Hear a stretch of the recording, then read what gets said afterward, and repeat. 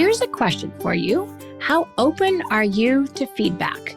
The answer to this question can really determine the course of your career, your happiness, and your growth. Stay tuned. Hi, Shannon Waller here, and welcome to Team Success. Today, we're going to talk about a really important topic, which is how open are you to receiving feedback? This is a really interesting one as a team member, as a team leader, as a business owner. How open are we to actually getting input on how we're doing? Now, I don't know about you, but I'm usually pretty happy to receive praise or something where someone says something great about me or something that better yet, something I've done, impact I've had. Most people are not allergic to that. But what I've noticed with a number of different people in all walks of life, to be honest, is that some people are really open to feedback and they cultivate it and they ask for feedback. What did I do well? What can I do better next time? How can I support you differently, better? And other people are unwilling to have those conversations. And I think there's a real cost. So just to be clear, when I'm talking about feedback, it's really that exchange. When you do something, how well did it work for someone? How well did it not work for someone? And if you do get what is usually negative feedback, how do you respond? When someone says, hey, that didn't really work for me, or could you say that differently? Or I'm really upset by what you said, and they have some emotional weight or heat on that. How do you respond? Are you able to actually go, you're really upset. What I said, really, I'm going to use the word triggered, really triggered you. I need to tell me more about that. And are you open to that? Or are you like, nope, you're wrong. And it gets into a fight. Certainly when I was younger, pretty much how that went. I felt very defensive, very attacked, didn't understand how they didn't know where I was coming from. Maybe I felt badly because maybe I did have something not great about how I communicated with them or with what I did. So I immediately again got more defensive. I needed to protect myself, but it also boxed me in. So if you're ever feeling stuck, this is something to take a look at with yourself. Ask yourself, how open am I to feedback? What happened the last time someone tried to tell me that something I was doing didn't work or wasn't working? How do I respond to that? Because we can react emotionally, usually negatively, or we can respond creatively. And you probably have heard me say this before. Reactive and creative have the same letters, only rearranged, which I find is such a fun, cool thing about the English language. So if we can rearrange our response from a reactive one to a creative one, the benefits are pretty powerful. And if we don't have a creative way of responding, there are some major, major costs. And I've listed out a few because I think we can sort of just blow it off in the moment or tell ourselves it was okay. If we snapped at someone, we can justify that. But this builds up over time. And the effect is if we're not open, if we are not curious about how we could be better, there are some really major consequences. First of all, people stop telling you things. They'll try once, maybe twice, not a third time. Because if they do, they're just going to get snapped back at. And sometimes I've seen the reactions where it's actually quite volatile. It's pretty much they got torched.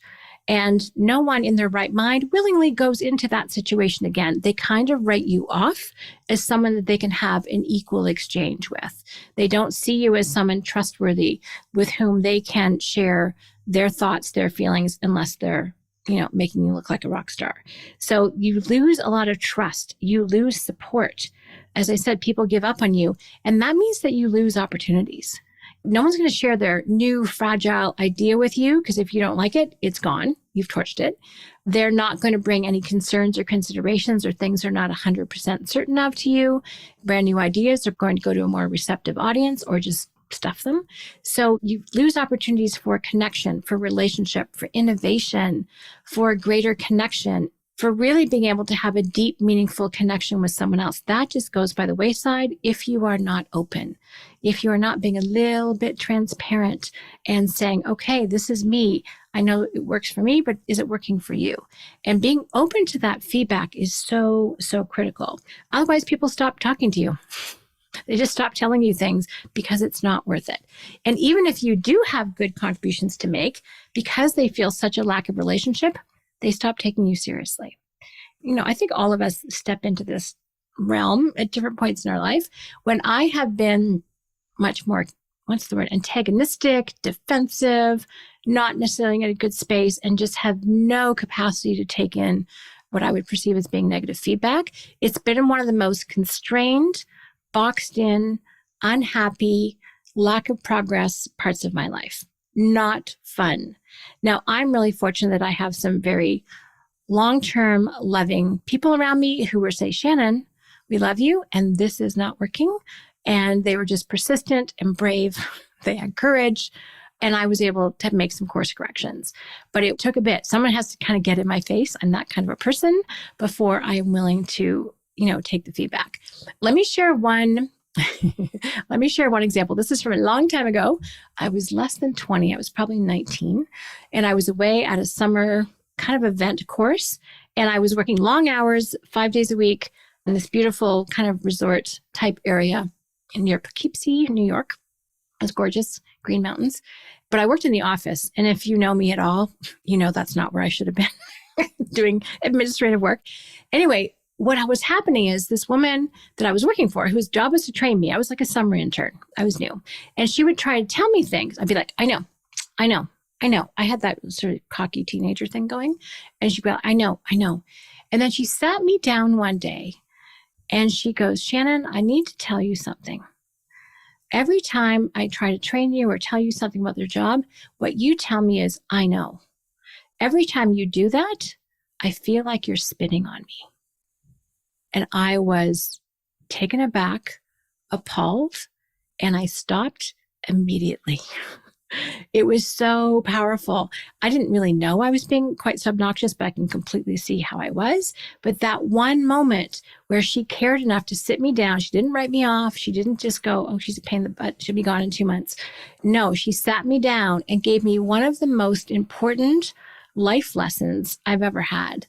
And she had the love and the care, and she did it in such, I would say, a compassionate way. She wasn't harsh with me. She was just so absolutely clear. And I got it in that moment. And I don't think I've said, I know since. And that was many, many, many years ago. So that's what the effect of really great feedback can be. And I was willing to listen, but she did it in such a way that I couldn't ignore it. And she was so clear. She told me specifically what wasn't working. But before that, I had not been open to input. She had to sit me down and make it super direct and super clear. Now, I don't know if anyone's done that with you, or if you needed to have it done with them, maybe you didn't. But that was one of my most powerful situations where, okay, I got the feedback and it was so well delivered and I was open to it that I took action immediately and completely stopped that very obnoxious behavior. So feedback can really make a difference to how we show up, how we can grow. And that's why it's so important. Now, is it easy to get feedback? No. It's not easy to get it from people you love. It's not easy to get it from people you don't, that don't know you as well. It can be really challenging. We have to really look out for our egos in this one. And we can get hijacked by our ego. Our ego can get all defensive. This is one of the reasons why I love our concept of unique ability so much. Because when you're really confident about the very, very, very few things at which you excel at, and when you create enormous value and it gives you energy and it always lights you up, but again, it always makes a big contribution, it can be very easy to be humble about everything else. There's a ton of things at which I just should not do. I was not put on the planet to do a whole bunch of things. There are very few things that I was put on the planet to do. And so I'm pretty open about those other things. And I want to encourage you to really kind of take that word as you should. Be very confident in the areas where you're super strong and making a contribution, and be very humble about everything else. And don't try and be good at everything. That's just a fool's game. You're not going to satisfy everyone. If you're familiar with Patrick Lencioni's book, The Ideal Team Player, and I think team members include everybody, by the way, it's humble, hungry, and smart. I really like how it starts with humble. That means open. That means that you don't know everything, and you don't know everything. You can actually be open to getting better. One of the other things you can do is cultivate a growth mindset. If you haven't read the book Mindset by Carol Dweck, please do. People who tend to be boxed in by their egos and get very defensive, could even call it sometimes narcissistic if it goes too far. Those are the people who tend to be with a fixed mindset, where they have to be perfect and they can't handle any criticism. And if they don't think they can be perfect, they don't even start. Those are some of the characteristics of a fixed mindset. A growth mindset said, oh, I didn't do it right this time. What can I learn? I have to tell you, working with people with a growth mindset, which I get to do every single day with both our clients and our amazing team, is magical. It is so fun. I'm always looking for how to get better. My team is always looking about how to get better. We have a phenomenal tooling strategic coach called the Experience Transformer. Did one today with my colleague. And that is so useful. It's like, okay, what's working? What's not? Knowing what we know now, what would we do differently next time? And then what's our new course of action? That's essentially the Experience Transformer. You can do it over time. You can do it over a relationship. You can do it over a project. My husband and I have done them on vacations that did not go as well as we wanted. And it's such a great reflective learning tool. And it means you have to be open to feedback. Obviously, not everything's wrong. So you have to track what is working and then to really analyze what didn't. Also, I would suggest don't take everything personally. People have their preferences about how you show up, and they also have your preferences about how you don't. We have to know ourselves, and other people have to know themselves, and we have to kind of try and bridge those gaps. So the 4 Agreements by San Miguel Ruiz, one of the key points is don't take anything personally. So great read if you want to institute that one for yourself. Now, as I was thinking about talking about this today, I went to my bookshelf, and what did I find? But a book called Thanks for the Feedback. I'm like, how perfect is that? I love when that happens, when books just fall off my own bookshelf into my hands. And it's by Douglas Stone and Sheila Heen, who are actually co-authors of Difficult Conversations, which you may well have read. It's a great book to have in your bookshelf. So Thanks for the Feedback, the science and art of receiving feedback well. And one of the things that they talk about is really being growth-minded. So we're totally aligned on that one. There's a whole book on that if you're interested in that. So just to wrap up, my final point about this is to really know yourself.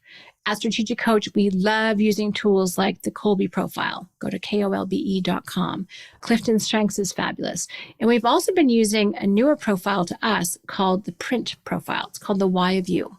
And what it measures is your internal motivators, your unconscious motivators, kind of deep, deep down why you do things. And one of the things that's really powerful about this profile is it tells you your anticipated best self, your shadow self, and the triggers that take you from one to the other. And I have to tell you, getting feedback that you don't like or weren't expecting is a really fast way to get triggered. And you're going to get triggered about those things that are very motivating for you. Now, I know someone gives me a particular type of, I was going to say insult, but negative feedback. Some of it just bounces right off me. But if they hit one of my triggers for an internal motivator, unconscious motivator, it happens almost before I can blink. And I have to really be conscious and take a deep breath and try and find that little bit of space between stimulus and response. So learning how to manage yourself. All of our strengths need to be managed. Any strength taken to an extreme becomes a weakness. And that's true for Clifton Strengths as well. So really knowing yourself, really maturing on purpose and going, okay, how can I use my strengths to best effect? How can I not let them get too out of control? If I have these strengths, other people have complementary strengths. How can I be a phenomenal team member? How can I be a great partner in making sure we best show up as our best selves? That's really powerful. And we don't learn, we won't be able to do that well unless we are open to feedback. So if you want a long, growing career, I'm going to suggest you really work on your openness to feedback, even if it's not what you wanted.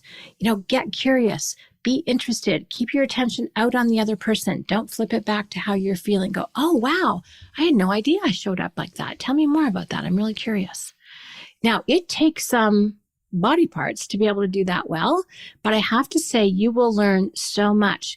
You'll learn what really was of value for people. You'll learn what triggered them. You will learn how to be a better version of you. And that's kind of what we're here for. And you'll learn more about yourself. And after all, you're pretty interesting. So why wouldn't you want to do that? But when we aren't open to feedback, we shut that down. And when we're open, new opportunities and new horizons become possible that weren't if we stay closed.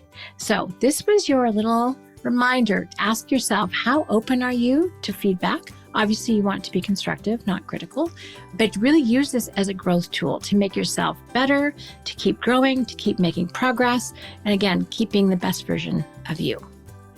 Thank you so much for listening. I hope this conversation inspires some really interesting internal reflection, and hopefully you get super curious and ask for some great feedback, because I know a lot of it will be great, and that you are also inspired to keep growing and keep being the best version of yourself. So thank you so much for listening. If you have any questions or comments, please let us know at questions@strategiccoach.com. And as always, here's to your team success.